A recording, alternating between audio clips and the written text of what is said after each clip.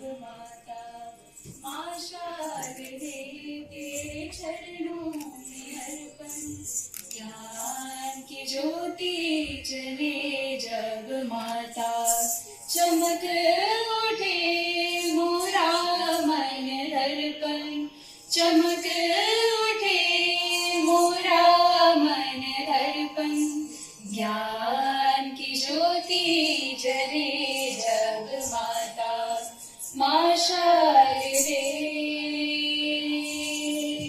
नीरे गा नीरे माँ नीरे पा मरे गरे निसा गा मा पा वंदन करता ये जग सारा गूंज उठी बांसुर की धारा वंदन करता ये जग सारा गूंज उठी बांसुर की धारा सत्यम शिवम सुंदरम सत्यम शिवम सुंदरम सत्यम शिवम सुंदरम सा सा सा सा सा नी नी नी नी नी गा मा रा नी नी नी नी दा दा दा दा दा गा मा पा सा सा सा सा सा नी नी नी नी। इस प्रोग्राम का एक ही संदेश है, जिन लोगों ने देश के लिए अपना सर्वस्व न्यौछावर किया और आज हम उनके कारण से खुली हवा में सांस ले पा रहे हैं। हम लोगों को तो पता भी नहीं कितने लोगों ने अपनी जान लुटाई है। लाखों लोग शहीद हुए, लाखों कह रहा हूँ। थोक के भाव में जिन लोगों ने दिल्ली में, अमृतसर में, पूरे देश भर में आदिवासियों तक लोगों ने अपने बलिदान किए हैं, उनके कारण से देश में आज़ादी आई है।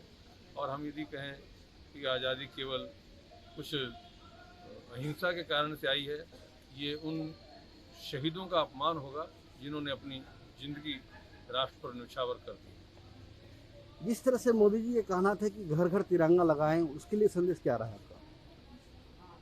ये तिरंगा हमारे राष्ट्र की शान का प्रतीक है और जब तक इसके प्रति हमारा समर्पण, श्रद्धा नहीं होगी, हम जातियों में बटे रहेंगे। ये तिरंगा ही है जो सारे देश को और समाज को एक कर सकता है। और इस सारे में यदि एक बात कहनी हो, जो तिरंगे का सम्मान अब देश भर में बढ़ा है और विदेश तक में गया है, इस तिरंगे के सम्मान में अभी जो युद्ध हो रहा है यूक्रेन का, और तो तिरंगा तो पासपोर्ट बन गया। जो तिरंगा दिखा करके वहाँ से जा रहा है, उसको और किसी बात की आवश्यकता नहीं है। भले वो पाकिस्तानी है, वो भी तिरंगा लेकर के वहाँ से निकल रहा है। ये कितनी बड़ी तिरंगे की इस समय बात पूरे विश्व के अंदर हो गई है। और एक बात और कहूँगा, आज हम सौभाग्यशाली हैं, इस तिरंगे को फहरा रहे हैं।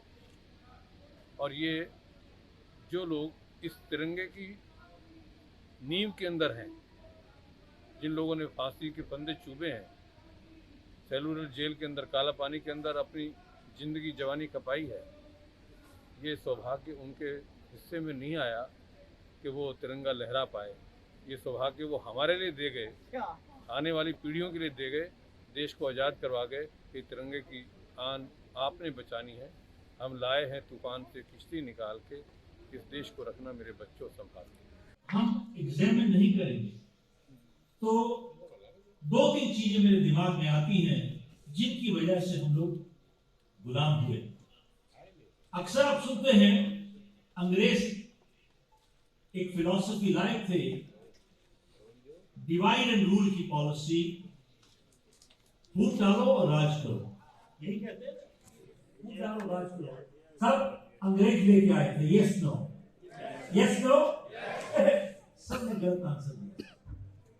सब हम तो फूटे हुए थे, तभी उन्होंने सिर्फ आके राज किया।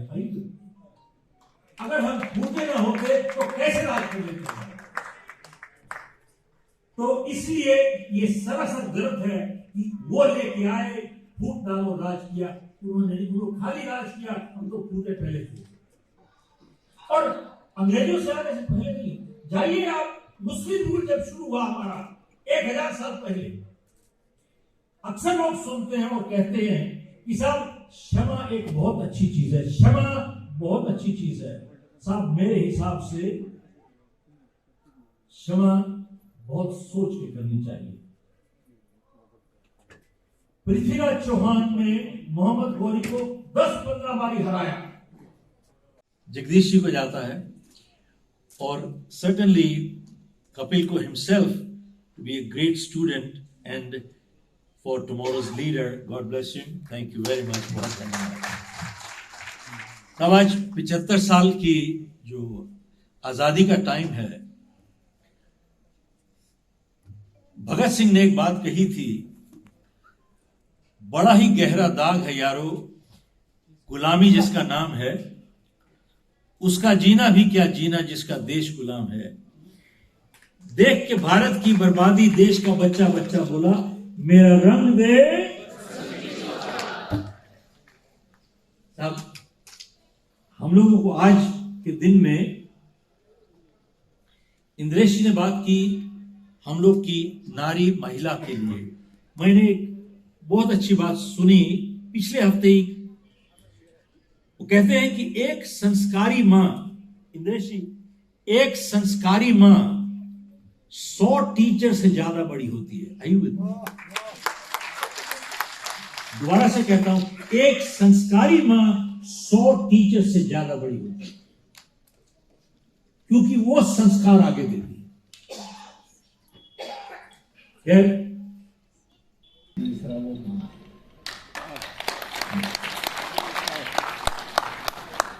Crime and corruption less world हो सकता है। तो हमें एक और चीज देखनी है। गले से हटा दिया और एक का उत्तर घर में घुसकर चोट से देना सीख लिया। पुलवामा का उत्तर बालाकोट से देना सीख लिया। रावलपिंडी के दिल में जब खोट दिखाई देता है, उनको सपनों में भी बालाकोट दिखाई देता है, उनको सपनों में भी बालाकोट। और मैं वो पंक्ति पढ़ता हूँ सब, जिसमें मैं जन्मत मांगता हूँ देश से। मैं साहित्य का आदमी नहीं हूं, मैंने हिंदी नहीं पढ़ी, मैंने अंग्रेजी भाषा में पढ़ाई की और फिर प्रोफेसर बन गया। अंग्रेजी भाषा में मैंने 40 साल कानून पढ़ाया। मैं हिंदी का कभी आदमी था ही नहीं और साहित्य का तो बिल्कुल नहीं है। मुझे कोई साहित्यकार कहे मुझे स्वीकार ही नहीं है। मुझे बस इस रूप में देश याद रखे कि मैंने देश का दर्द गाया था, मैं देश की धड़कन गाता था और देश मेरे दिल में धड़कता था। मैं एक पंक्ति पर मन मांगता हूं, मन दो तो ऐसा देना कि मैं याद रखूं श्रद्धेय बाबू जगदीश मित्तल जी के उस यज्ञ में जो हम सब कवियों ने मिलकर उनके चरणों में बैठ के किया। एक पंक्ति पर आपकी प्रतिक्रिया मुझे जीवन भर याद रहे कि ये था असली मेरा अमृत महोत्सव। सुनना। उरी का उत्तर घर में घुसकर चोट से देना सीख लिया। पुलवामा का उत्तर बालाकोट से देना सीख लिया। रावलपिंडी के दिल में जब खोट दिखाई देता है, उनको सपनों में भी बालाकोट दिखाई देता है। हमने डर को कूटनीति से दूर हटा कर रखा है, हमने डर को कूटनीति से दूर हटा कर रखा है। दिल्ली के सिंहासन पर एक शेर बिठा कर रखा है, दिल्ली के सिंहासन पर एक शेर।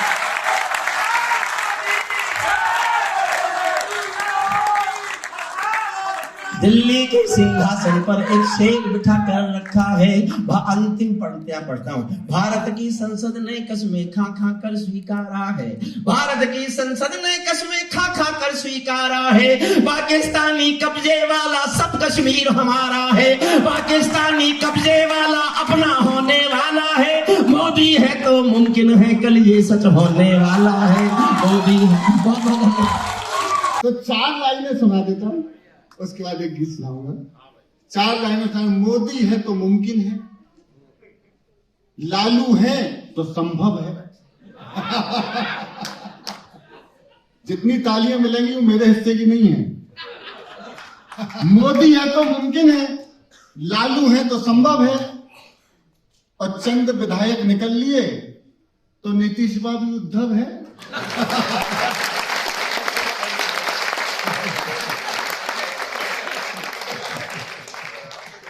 अब वो तिरंगा, आप लोगों ने तिरंगा पहन रखा है और मोदी जी ने बड़ा काम किया है, बड़ा आह्वान दिया और घर घर तिरंगे लहराए। लेकिन कुछ लोग ऐसे भी थे जो इसमें भी इफ और बट लगाते हैं। सिर्फ दो पंक्तियों में अपनी बात कही है। मुझे शुरू करने के लिए दूसरी पंक्ति पे आपका ताली बजाना अनिवार्य है। पहले सुन लो। तिरंगा लहर लहर लहराए, तिरंगा लहर लहर लहराए, और जिसको भाए नहीं तिरंगा वो चूल्हे में जाए। अपना कुछ समझ। अच्छा, एक गीत सुना देता हूं जो भैया ने कहा है, सुन लीजिएगा। वर्दियां का आदेश है, वर्दियां गीत सुनाता हूं। वर्दियां वर्दियां वर्दियां ये वर्दियां, सैनिकों की वर्दियां, सिपाहियों की वर्दियां, जो वतन के वास्ते खून से सनी रही देश रे। मुझे पता है आप लोग थक गए हैं, लेकिन हम लोग भी बहुत थके हुए हैं, इसलिए मिलजुल के एक दूसरे की थकान उतारते हैं। दोनों हाथ खोलिएगा। जो वतन के वास्ते खून से सनी रही देश रेश रेश देश के लिए बनी रही, आन बान शान स्वाभिमान की धनी रही, तन हुए थे खाक फिर भी खाकियां तनी रही, तन हुए थे खाक फिर भी ये खाकियां तनी रही, जोड़ती रही वतन, जोड़ती रही वतन, जोड़ती रही वतन, उड़ा के अपनी धज्जियां, वर्दियां वर्दियां वर्दियां ये वर्दियां, जो वतन के वास्ते खून से सनी रही। किया लहू से रोली चंदन सदा अमर सेनानी ने, राजगुरु सुखदेव भगत सिंह झांसी वाली रानी ने, तभी तिरंगा मुस्काता है भारत की जय जय सुन के, रण में प्रण में हार नहीं मानी है कभी जवानी ने, रण में प्रण में हार नहीं मानी है कभी जवानी ने। राष्ट्रीय कवि संगम कवियों, साहित्यकारों, लेखकों, बुद्धिजीवियों का अंतर्राष्ट्रीय मंच है। आज देश में लगभग सभी प्रदेशों में और विदेशों में भी 40 देशों में हमारा काम है। हम लोग कवियों के लिए, साहित्यकारों के लिए, लेखकों के लिए लगातार कार्य करते हैं। आज़ादी के 75 वर्ष अभी हाल ही में पूरे हुए हैं। इस उपलक्ष्य में हमने तो आज़ादी की लड़ाई नहीं लड़ी, परंतु ऐसे वीर सपूत जिन्होंने देश के लिए अपना सर्वस्व त्याग कर दिया, अगर हम इस प्रकार के कार्यक्रम करके, कवि सम्मेलन, सांस्कृतिक कार्यक्रम करके उनको याद कर सकते हैं, उनको नमन कर सकते हैं, तो मैं समझता हूँ कि उनको सच्ची श्रद्धांजलि होगी।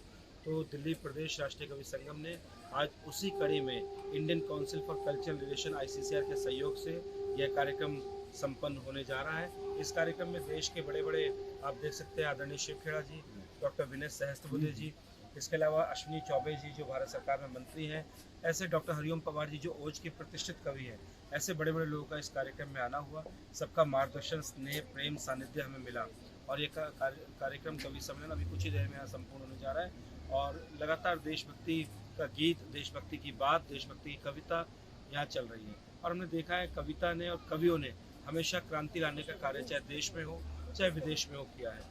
तो इस कार्यक्रम के माध्यम से न केवल हम उन सपूतों को, उन शहीदों को, उन सेनानियों को, उन नेताओं को याद कर रहे हैं जिनकी वजह से देश आज़ाद हुआ, देश को आज़ादी मिली, अपितु हम साथ ही कवियों के मध्य भी, कवियों के माध्यम से भी समाज में एक संचार, एक क्रांति लाने का प्रयास कर रहे हैं। जहाँ पर कई बार हम देखते हैं कि एंटरटेनमेंट के नाम पर किस प्रकार की फूहड़ता या अश्लीलता परोसी जाती है और उसको एंटरटेनमेंट कह दिया जाता है, परंतु जब इस प्रकार के कवि सम्मेलन हमारे किसी भी मौके पर होते हैं तो न केवल राष्ट्र प्रेम और देश प्रेम जागता है, अपितु कवियों को भी मौका मिलता है, समाज को भी पता चलता है कि क्या यथार्थ है, क्या सत्य है, क्या सही है, क्या गलत है। तो इस प्रकार के आयोजन लगातार समाज में होते रहें, इसको लेकर मैं अध्यक्ष के नाते संगठन में मेरे पास दायित्व है। हम पूरी दिल्ली में टीम खड़ी कर रहे हैं, कवियों को, साहित्यकारों को जोड़ रहे हैं, लेखकों को जोड़ रहे हैं और कई पत्रकारों को भी जो रुचि रखते हैं इस कार्य में। तो मैं आपको भी, आप हमेशा हमारे कार्यक्रम में आते हैं, आपको भी धन्यवाद देना चाहूँगा। आगे भी इस तरह के प्रोग्राम जारी रहेगी जिससे समाज को लेकर? निश्चित रूप से आगे भी जारी रहेंगे, क्योंकि कार्यक्रम तो एक कार्यकर्ता निर्माण का बहाना है। कार्यक्रम तो समाज में कुछ करने का एक बहाना है। तो जब तक कार्यक्रम नहीं होगा समाज में क्रांति, संचार और आप कैसे किसी तक पहुंचेंगे। तो कार्यक्रम तो आवश्यक है। कार्यक्रम अभी भी हो रहे हैं, आगे भी होते रहेंगे। हमारे पास प्रदेश की योजना से कार्यक्रम बनते हैं, राष्ट्रीय योजना से कार्यक्रम आते हैं और कभी कभी हम समाज के ज्वलंत विषयों को लेकर भी कार्यक्रम करते हैं। आज हम पूरे भारत में जब आज़ादी का अमृत महोत्सव मनाया जा रहा है, उसी श्रृंखला में राष्ट्रीय कवि संगम के दिल्ली प्रदेश का ये कार्यक्रम ज़रा याद करो कुर्बानी नाम से यहाँ हम लोगों ने मिलकर मनाया है।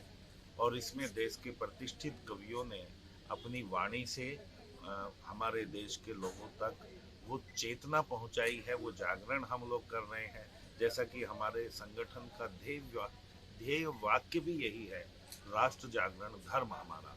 हम सब कवि अपनी कविताओं के माध्यम से, अपनी वाणी के माध्यम से लोगों के बीच जाते हैं, कवि सम्मेलन आयोजित कराते हैं और वहाँ राष्ट्र जागरण की बात करते हैं, राष्ट्रवाद की बात करते हैं, उन शहीदों की बात करते हैं जिनकी वजह से आज हम इस आज़ाद भारत में खड़े हैं।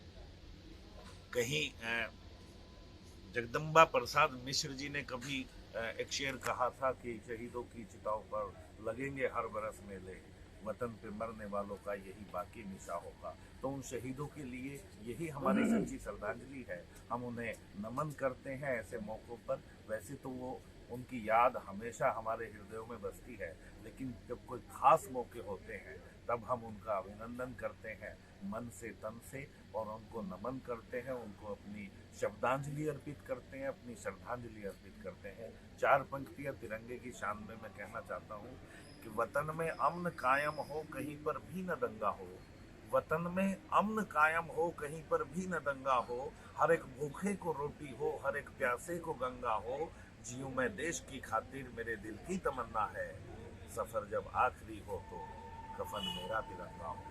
सफर जब आखिरी हो तो कफन मेरा तिरंगा हो। मैं अपने दिल्ली प्रदेश के अध्यक्ष मेरे भाई आदरणीय श्री कपिल गर्ग जी को और पूरी टीम को, दिल्ली प्रदेश की राष्ट्रीय कवि संगम की पूरी टीम को, राष्ट्रीय अध्यक्ष जी हमारे आदरणीय श्रद्धेय जगदीश मित्तल जी, राष्ट्रीय महामंत्री अशोक बत्रा जी, और जिन अतिथियों ने यहाँ आना स्वीकार किया, अपना समय दिया, उन सबको बहुत बहुत शुभकामनाएं, बहुत बहुत उनका आभार व्यक्त करता हूँ। मैं बहुत बहुत पुनः जय हिंद, जय भारत।